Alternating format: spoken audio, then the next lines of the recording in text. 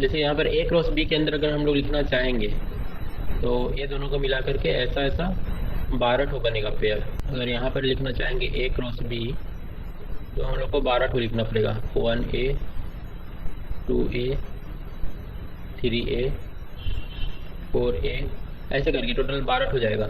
लेकिन अगर इससे रिलेशन बनाना चाहोगी तो वो टोटल तुम 2 गुना बना सकती हो, मतलब 24 को बना सकती हो। जैसे कोई मान लो 1A लिख करके छोड़ दिया तो ये एक तो रिलेशन हो गया, कोई 1A के साथ 2A भी लिख दिया तो ये हमारा टोटल नंबर ऑफ रिलेशन 2 हो गया। ऐसे करके टोटल 24 रिलेशन बनाया जा सकता है। उसके बाद लिखना, ये तो हो गया। उसके बाद लिखना important types of relation. Types of relation, इसमें सबसे पहले लिखना वॉइड रिलेशन।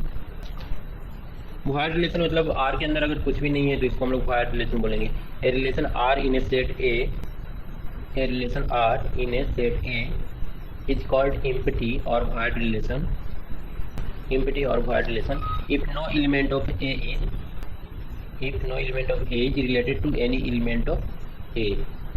कहने का मतलब अगर मान लो no element of A is related to any element of A, मतलब यहाँ पर दोनों सेट ए का ही है। अब यहाँ पर 1 2 3 लिखा हुआ है, यहाँ पर भी 1 2 3 है, लेकिन हम लोग का जो रिलेशन बना हुआ है ना वो है, या फिर आर बराबर जो है वो है 1 5। तो ये तो इन दोनों ए क्रॉस ए का पार्ट नहीं हुआ है, तो इसको हम लोग वॉइड रिलेशन बोलेंगे। नीचे में लिख लेना दैट इज, डिफिनेशन लिखने के बाद A is related to any element of A that is R बराबर आई। आई है तो हम लोग का वॉइड रिलेशन हो जाएगा, मतलब खाली छोड़ दो यहाँ पर, ये हम लोग का वॉइड रिलेशन है। ये ज़्यादा इंपॉर्टेंट है नहीं, वॉइड रिलेशन पूछता नहीं है। उसके बाद आ जाओ यूनिवर्सल रिलेशन। इसमें लिखना a relation R in a set A is called universal relation if each element of A is, if each element of A is related to every element of A, each element of A is related to every element of A, that is R बराबर A cross A। मतलब ये सारा का सारा इसमें आ जाएगा, ठीक है। पूरा का पूरा सेट ही उठा लो A क्रॉस A का, तो हम लोग का यूनिवर्सल रिलेशन हो जाएगा। इसके अंदर सारा कुछ मेन जो हम बताया ना कि मेन 3 टाइप का होता है, रिफ्लेक्सिव, सिमेट्रिक और ट्रांजिटिव। RST से याद रखना, रिफ्लेक्टिव, सिमेट्रिक और ट्रांजिटिव, ये तीनों का तीनों इसमें आ जाएगा। यूनिवर्सल रिलेशन में बताया कि अगर A क्रॉस A है तो इसके अंदर मतलब सारा ही रिलेशन के अंदर वो सारा ही ए क्रॉस ए जितना बनेगा पेयर सबका सब आ जाएगा हमारा आर के अंदर। तो ये तीनों टाइप का रिलेशन हो जाएगा, रिफ्लेक्सिव, सिमेट्रिक और ट्रांजिटिव। शॉर्ट में इसको RST से याद रखना। मेन यही 3 हम लोग को पढ़ना है।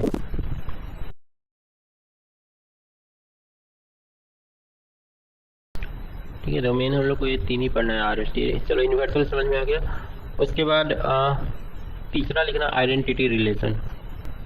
आइडेंटिटी रिलेशन, आइडेंटिटी रिलेशन में लिखना द रिलेशन आई ए मतलब ये वाला, the relation I A on A capital A on A is called identity relation if every element of A is related to itself, if every element of A is related to itself only.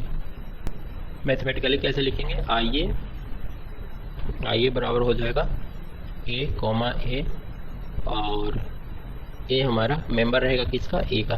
कहने का मतलब अगर मान लो यहाँ पर ए बराबर दिया हुआ है 1 2 2 ही लेते हैं, तो हम लोग का जो रिलेशन बनेगा वो बनेगा 1 1, तो ए हमारा आइडेंटिटी रिलेशन हो जाएगा।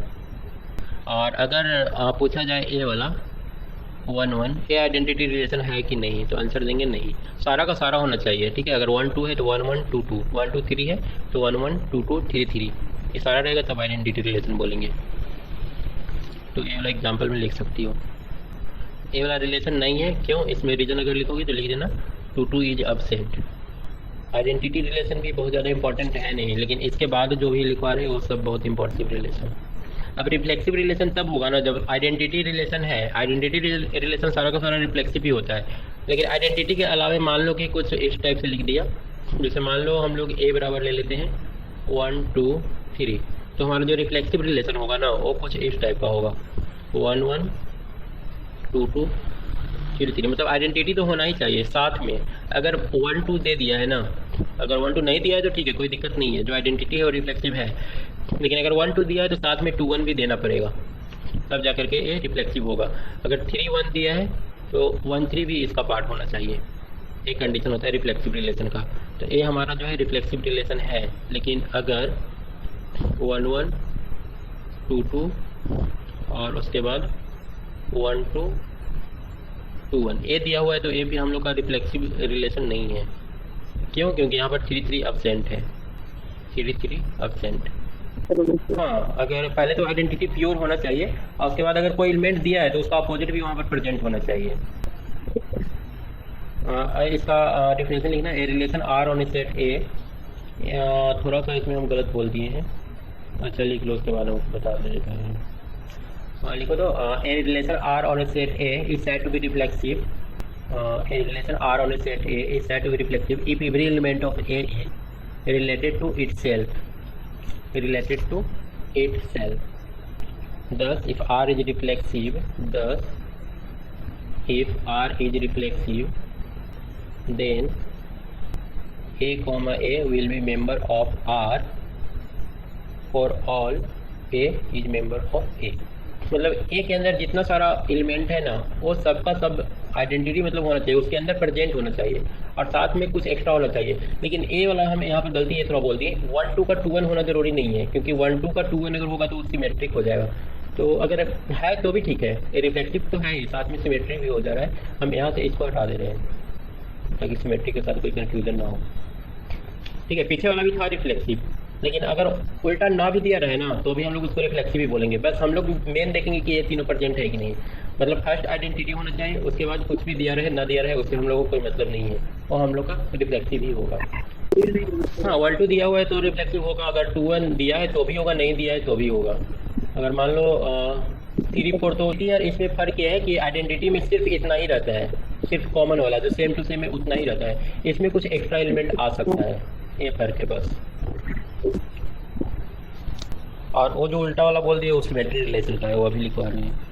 एग्जाम्पल में ये वाला लिख देना, ब्रैकेट में नीचे लिख सकती हो कि जो आइडेंटिटी रिलेशन है वो हमारा रिफ्लेक्सिव रिलेशन भी होगा, लेकिन जो रिफ्लेक्सिव रिलेशन है वो आइडेंटिटी रिलेशन कोई ज़रूरी नहीं है कि होगा। तो हम लोग लिख सकते हैं all identity relation are reflexive relation, but all reflexive relation are not identity relation. इसके बाद आते हैं 5 नंबर सिमेट्रिक रिलेशन। इसमें हम लोग का क्या होगा, जैसे मान लो ए बराबर दिया है 1 2 3, तो यहाँ पर जो हम लोग का सिमेट्रिक रिलेशन का एग्जांपल जो होगा वो होगा 1 2। अब यहाँ पर 1 2 है तो 2 1 होना जरूरी है। अब वो सेम वाला दिया रहे चाहे ना दिया रहे उससे कोई फर्क नहीं पड़ता है, अगर दिया है तो भी सही है, नहीं दिया है तो भी सही है। अगर 3 1 है तो 1 3 भी होगा, अगर 1 1 है तो फिर इसका अपोजिट में कुछ लिखने की जरूरत नहीं है, ये रह भी सकता है नहीं भी रह सकता है। ये हम लोग का सिमेट्रिक रिलेशन होगा। तो इसमें लिख लेना, पहले डिफिनेशन लिख लेना, a relation R on a set A is said to be a symmetric relation if AB is member of R indicates BA is also member of R for all A या फिर B जो कि A का member है। इसको दूसरे language में इस तरह से भी लिख सकते हैं, अगर A is related to B है तो इसका मतलब B should be also related to A for all A B जो कि मेंबर है R का, सॉरी A का। यहाँ पर A B की जगह पर हम लोग देख रही हो, यहाँ पर 1 2 हम लोग लिए हैं, 3 1 लिए हैं A B की जगह पर। उसके बाद ये वाला एग्जाम्पल लिख लेना। यहाँ पर एक और एग्जाम्पल देते हैं जो कि हम लोग का सिमेट्रिक रिलेशन नहीं होगा। यहाँ पर ले लेते हैं 1 2 3 1 1 3 2 2। तो ये वाला हम लोग का नहीं है, क्यों? क्योंकि 2 1 इज एब्सेंट। यहाँ पर लिखते हैं कमेंट में 2 1 इज एब्सेंट। इसमें और भी एग्जांपल ले सकती हो। मान लो हमारा एक सेट है, यहाँ पर ऑल लाइन्स है, ठीक है, ए सेट है ऑल लाइन्स का। ऑल लाइन्स मतलब कुछ लाइन्स परपेंडिकुलर होंगे, कुछ पैरेलल्स होंगे और कुछ जैसे तैसे होंगे किसी भी एंगल पर, ठीक है। अब यहाँ पर एक रिलेशन बनाना है, ठीक है, रिलेशन बराबर L1 should be perpendicular to L2। ऐसे लाइन का रिलेशन बनाना है ना जो एक दूसरे पर परपेंडिकुलर हो, L1 परपेंडिकुलर टू L2। तो क्या ये हमारा सिमेट्रिक होगा? हम बोल रहे हैं कि हम लोग को एक ऐसा रिलेशन बनाना है। पहले तो ए एक सेट दिया हुआ है जिसमें बहुत सारा लाइन है, पैरेलल लाइन भी है, परपेंडिकुलर लाइन भी है, ऐसे भी लाइन है जो कुछ एंगल बना रहे हैं एक दूसरे के ऊपर। अब हम लोग को एक रिलेशन बनाना है, ठीक है, जहाँ पर दो लाइन एक दूसरे के परपेंडिकुलर होंगे। तो क्या ये हम लोग का सिमेट्रिक रिलेशन होगा कि नहीं होगा? नहीं, देखो यहाँ पर अगर हम लोग, हाँ क्या बोल रही हो? समझ में नहीं आ रहा है। यहाँ पर बोल रहे हैं कि ये हमारा एक सेट है जिसमें बहुत सारा लाइन है, और हम लोग को रिलेशन ऐसे बनाना है कि मतलब दो लाइन एक दूसरे में परपेंडिकुलर हो। तो देखो इसके अंदर कौन कौन सा आ जाएगा। अगर L1 हम लोग ले रहे हैं, L1 और L2, तो L2 और L1 भी ले सकते हैं, क्योंकि अगर L1 परपेंडिकुलर है L2 पर तो L2 अपने आप परपेंडिकुलर हो जाएगा L1 पर, ठीक है। तुम कोई दूसरा लाइन चूज करो, L3 हम लोग चूज करते हैं जो कि परपेंडिकुलर है। आवाज़ तुम्हारा ब्रेक हो रहा है, क्या बोल रही हो? आवाज़ ब्रेक हो रहा है, बोलो। आप लाइन अपना L1 L2 ले रहे हैं, लाइन अपना L1 और L2 अपने आप ले रहे हैं। हाँ, यहाँ पर अब कोई भी लाइन, यहाँ पर रिलेशन लिखा रहेगा तो बस L1 L2 भी नहीं लिखेगा, सिर्फ ये लिख देगा कि टू लाइन्स आर परपेंडिकुलर, बस टू लाइन्स आर परपेंडिकुलर। अब यहाँ से हम लोग को रिलेशन बनाना है, तो हम लोग एज्यूम कर लेंगे कि L1 और L2 एक दूसरे का परपेंडिकुलर है। अब हम लोग को बस यही जांच करना है ना कि L1 L2 को अगर हम लोग परपेंडिकुलर माने हैं, L1 L2 अगर यहाँ लिखे हैं तो L2 L1 लिख सकते हैं कि नहीं लिख सकते हैं? तो हम लोग का आंसर है हाँ, लिख सकते हैं, क्योंकि जब L1 परपेंडिकुलर है L2 पर तो L2 अपने आप परपेंडिकुलर हो जाएगा L1 पर। यहाँ पर L3 L4 अगर हम लोग लेते हैं ना तो L4 L3 भी हम लोग ले सकते हैं, क्योंकि हम लोग को रिलेशन ही बनाना है, दो लाइन एक दूसरे पर परपेंडिकुलर होना चाहिए। तो L3 L4 अगर परपेंडिकुलर है तो L4 L3 भी हो, ठीक है। इसी टाइप का एक और क्वेश्चन पूछ सकता है, जैसे मान लो कि रिलेशन हम लोग को बनाना है, पहले एक सेट है जिसमें बहुत सारे नेबर्स हैं, मतलब पड़ोसी लोग हैं, एक दूसरे के आसपास वाले जो लोग रहते हैं वो लोग हैं। अब हम लोग को रिलेशन बनाना है ऐसा कि मतलब A B का पड़ोसी है, ठीक है, A B का नेबर है। तो अगर A B का नेबर है तो B भी A का नेबर होगा, वो भी हम लोग का क्या हो जाएगा, सिमेट्रिक रिलेशन हो जाएगा, ठीक है। सिमेट्रिक हो गया। उसके बाद अब आते हैं ट्रांजिटिव पर, तीसरा इम्पोर्टेंट। टोटल RST तीन ही पढ़ना था ना, RST रिफ्लेक्टिव, सिमेट्रिक और ट्रांजिटिव। ट्रांजिटिव है जो कि तीसरा इम्पोर्टेंट है, ऐसे टोटल हम लोग का छठा नंबर हो जाएगा।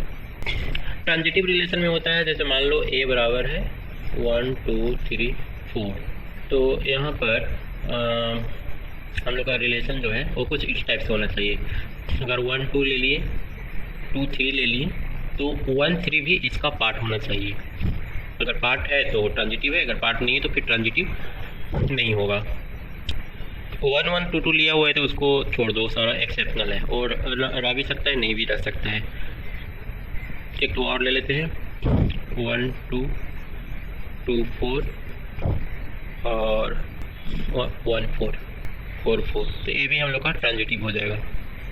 एक तो और लो, 1 3 3 4 2 3, तो ये हमारा ट्रांजिटिव नहीं है, क्योंकि 1 3 है, 3 4 है, तो फिर 1 4 होना चाहिए जो कि इसके अंदर नहीं है, लिखेंगे 1 4 इज एब्सेंट। फिर से एक बार बोलो, क्या बोल रही हो?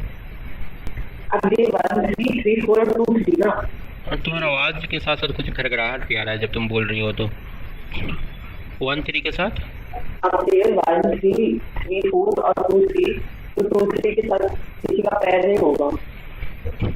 2 3 के साथ कुछ भी नहीं होगा, क्योंकि 2 3 कंप्लीट हो ही नहीं रहा है। 2 3 अगर 1 2 भी रहता तब फिर हम लोग सोचते हैं, यहाँ पर अगर 1 2 भी दिया रहता है ना, 1 2 भी दिया रहता तो 1 2 2 3 फिर 1 3 के लिए सोचते हैं, लेकिन अगर अकेला है तो फिर उसके साथ हम लोग कुछ भी नहीं करेंगे, छोड़ देंगे उसको। हाँ ये भी है, यहाँ से देखो 2 3 3 4, तो एक 2 4 भी होना चाहिए, तो लिख लो 2 4 एंड 1 4 इज एब्सेंट, क्योंकि यहाँ पर 2 3 है, 3 4 है, तो 2 3 3 4, तो एक 2 4 होना चाहिए इन दोनों से। डेफिनेशन लिख लो पहले।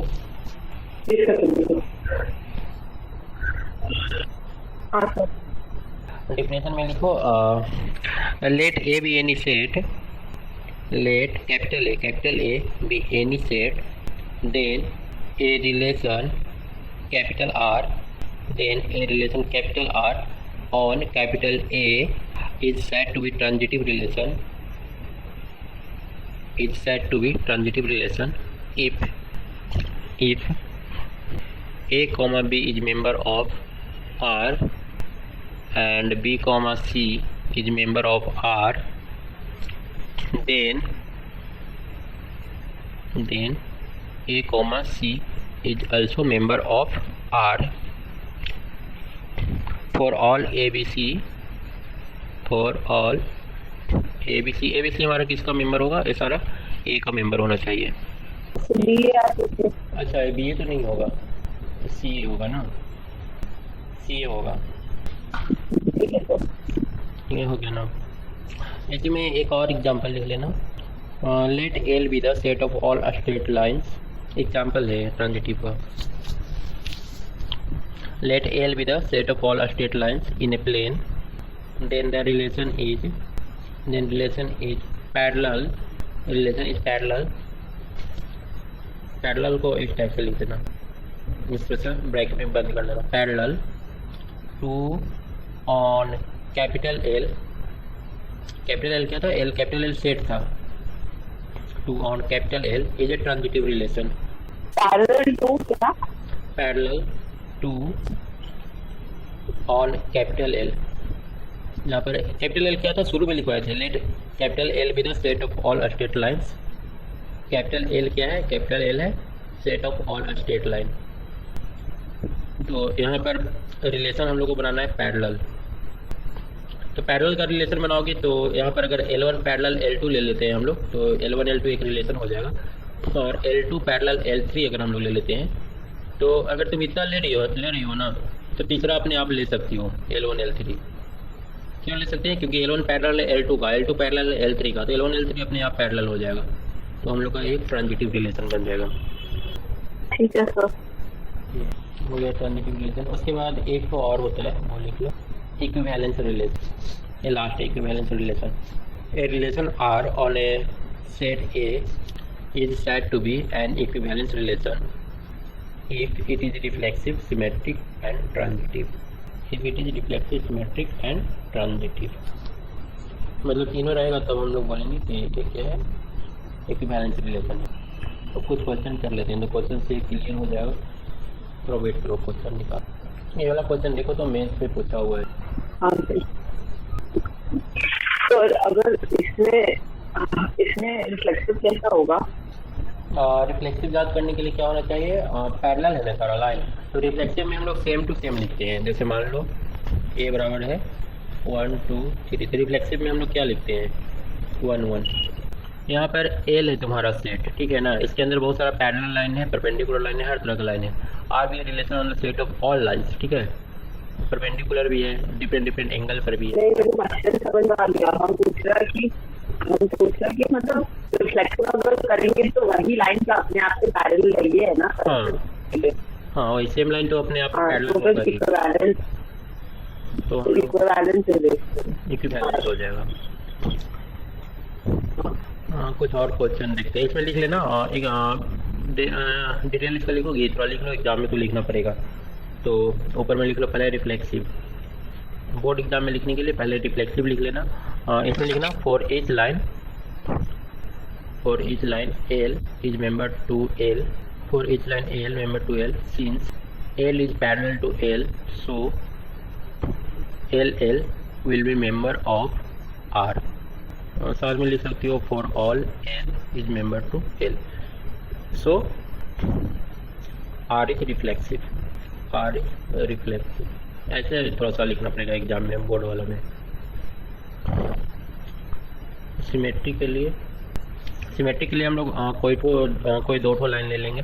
जैसे ले लो L1 L2 कॉमा दे करके is member of L, since L1 is parallel to L2, then L2 is parallel to L1, so L1 L2 is member of R and L2 L1 is also member of R, so R is symmetric। और उसके बाद transitive करेंगे तो वहाँ पर तीन को line ले लेंगे, L1 L2 L3 is member of L, ऐसे ले लेंगे। और उसमें लिखेंगे कि L1 parallel L2, L2 parallel L3, then L1 is parallel to L3, so तीनों मेंबर होगा R का, so it is also transitive. है।